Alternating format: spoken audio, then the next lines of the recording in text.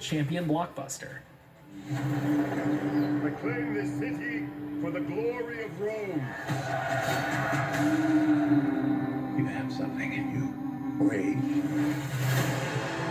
Like Maximus Decimus Meridius before him, exiled heir Lucius finds himself in Roman custody and forced to engage in gladiatorial combat.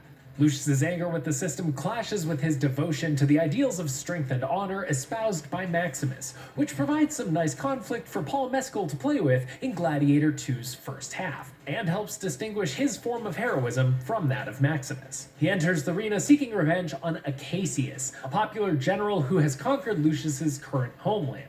But the story quickly puts Lucius's personal motivations aside in favor of using him as a symbol for a younger generation fed up with the old ways. There are larger political machinations which increasingly play out around the Colosseum games being held in Cassius's honor, and Mescal shoulders the weight of that brewing revolution well. He lets just enough humility and charm shine through in the early scenes, and by the time the character becomes more of a vessel for Gladiator 2's thoughts on leadership, he feels worthy of the mantle. Hold together, and when it charges, break for the wall.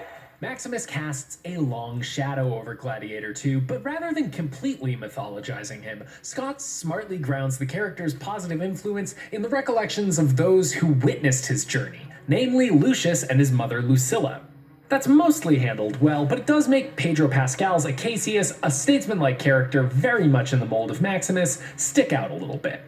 He helps remind us that there's still some sense at the highest levels of Roman power, but with Lucius already retreading Maximus's footsteps, Cassius's embodiment of Maximus's ideals feels redundant. Maximus's defeat of Commodus in the arena 16 years prior should have led to a new golden era in Rome, but the resulting vacuum of leadership left the city an even more paranoid and dangerous place than it was before, a failure of better angels that gets swiftly glossed over. The Senate has been crippled by the Emperor's hunger for conquest, leaving old fogies in the Senate like Gracchus completely ineffectual. But Lucilla has found her steel in the years since Maximus' sacrifice, paying for her brother Commodus' hobbling of Rome by staying close to the levers of power and advocating for justice.